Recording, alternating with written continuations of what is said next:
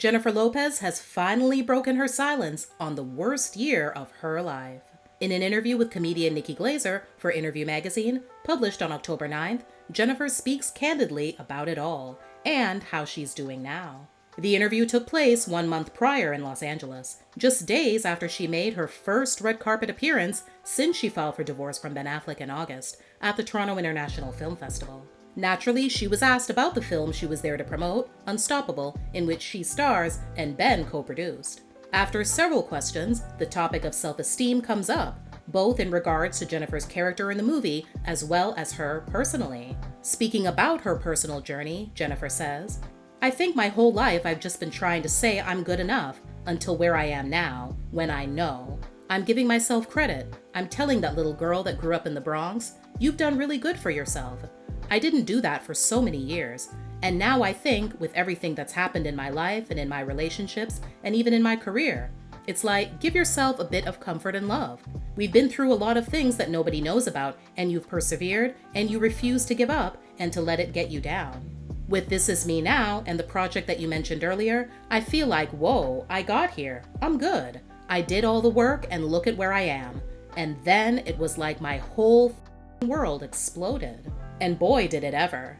If you haven't already, I suggest checking out my other video on Jen and Ben's love story, where I talk more about the album, movie, and documentary. When Nikki mentioned that she'd seen the documentary and was impressed by Jennifer's growth as a person and her continued efforts to better herself, Jennifer followed up saying, "It's a lifelong process. I think that's what I love about life, that there's no arrival point. There's only getting better and growing if you want to. It's either growing or dying, and I don't want to do the dying part. And yeah, there's times when I thought I figured it out, and then life goes, let's send you another thing and see if you fall for it. Let's see if you really have learned that lesson." And I hadn't. I understand that now in a much deeper way, which doesn't mean that I won't make mistakes in the future. But again, when your whole house blows up, you're standing there in the rubble going, how do I not ever let this happen again? And then you start examining it little by little, saying, okay, I did this. This was my part in it. This was what I should have seen early on. This is what I didn't look at. Those things are what really are the lessons. You have to be complete if you want something that's more complete. You have to be good on your own. I thought I learned that, but I didn't.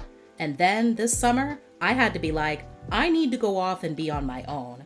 I want to prove to myself that I can do that. When Nikki asked her if it's hard, Jennifer admits that it is. It feels lonely, unfamiliar, scary. It feels sad. It feels desperate.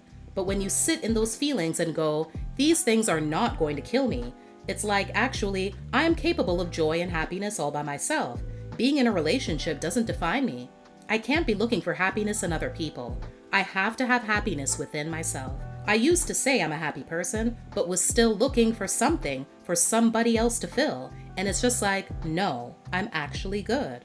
As far as the concept of loving yourself before you can let someone else love you goes, Jennifer says she understands it, but admits that it's scary and confusing because it sounds to her like a person has to be perfect in order to receive love.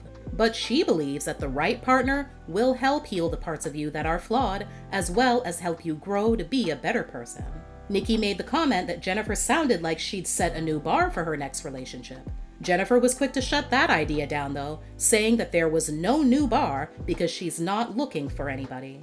For people who are romantics and love being in relationships and want to grow old with somebody, we think, I have to have that to be whole and happy, and you don't. When asked about how much attention she pays to what's said about her online, Jennifer says, I know that everything that's been written and said about me, and all the conjecture of who I am as a person, is not who I am. I learned that a long time ago.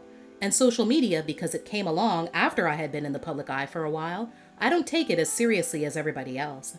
I know I'm a good person. I know I'm a good mom. I know who my friends are. I know my friends know who I am, my mom, my dad, all that stuff. As the interview winds down, Nikki asks what many have been secretly wondering, and that is, if Jennifer has any regrets about what transpired in her personal life over the last several months. Her answer is emphatic. Not 1 second. That doesn't mean it didn't almost take me out for good. It almost did. But now, on the other side of it, I think to myself, that is exactly what I needed. Thank you, God. I'm sorry it took me so long. I'm sorry that you had to do this to me so many times. I should have learned it 2 or 3 times ago. I get it. You had to hit me really hard over the head with a f***ing sledgehammer. You dropped the house on me. Don't have to do it again.